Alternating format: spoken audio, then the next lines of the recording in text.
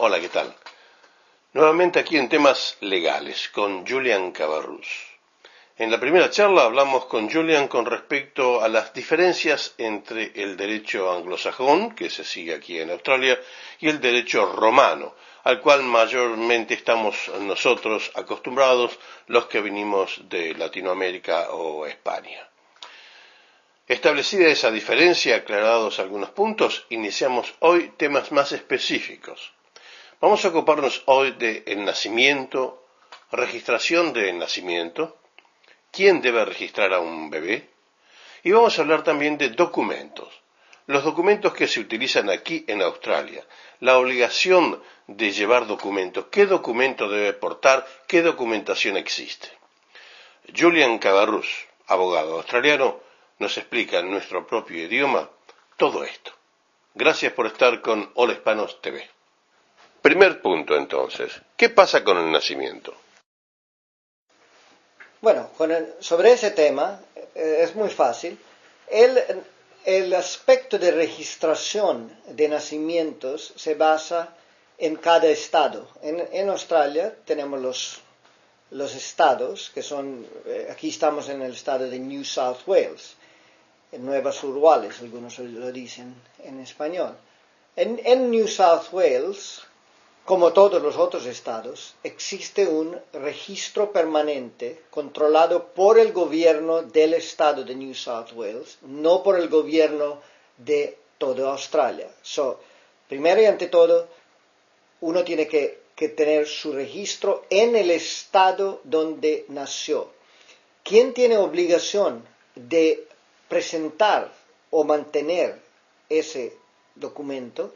Es si el chiquilín nace en un hospital o nace en casa, la madre tiene la obligación primaria de ir y registrar inmediatamente el nacimiento, donde en un formulario sencillo declaran el nombre del padre, el nombre de la madre, fecha de nacimiento actual, dónde nació el bebé, si fue en un hospital, el día que nació, y tiene un poco de historia en ese documento de quiénes son los padres, pero hasta allí nada más llega. Y eso es todo lo que se dice accesible al público general. Si uno quiere investigar, por ejemplo, si alguien tiene nacimiento en New South Wales, paga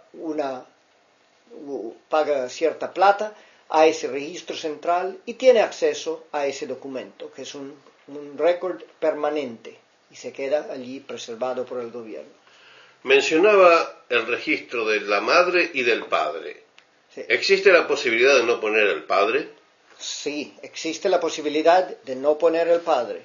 Existe la posibilidad de que la madre dice que no sabe quién es el padre, o que la madre dice de que el padre no quiere reconocer de que él es el padre, aunque ella sabe quién es el padre y puede decir quién es el padre con seguridad. Ella a veces no recibe el consentimiento del padre de registrarse como padre, porque eso implica obligaciones en el padre en tener que mantener al chiquillo hasta los 18 años, y hay gente que no quiere hacer eso y se niegan que son los padres.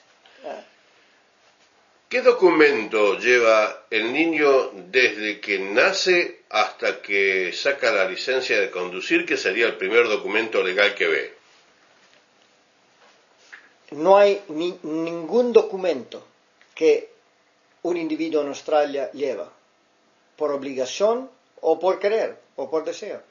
No hay documento, no tenemos el sistema de Sudamérica, por ejemplo, o de la mayoría de los países en Europa, que tienen carnet de identidad o algún otro documento parecido, donde lleva esa persona sus datos básicos, quiénes son sus padres, dónde nació él y toda esta información, que eso lo conocemos muy bien en países sudamericanos, en todo país sudamericano que yo sepa existe eso. En España yo sé que existe y en la mayor parte de Europa también. En Australia no tenemos ese sistema. Uno no tiene obligación de llevar identificación de nada y nadie le puede obligar a producir identificación bajo nuestra ley. Cuando se llega a cierta edad se puede sacar la licencia de conducir. Allí se da un documento de identidad. ¿Ese se transforma en algo legal hasta que alguna vez decide sacar un pasaporte o será el único documento que tiene el ciudadano australiano por siempre? El documento de conducir es algo que uno puede obtener si lo quiere obtener y si quiere conducir, porque hay muchos que viven toda su vida sin documento de conducir y quiere decir que todavía no tienen ningún documento presente con ellos todos los días para identificar quiénes son.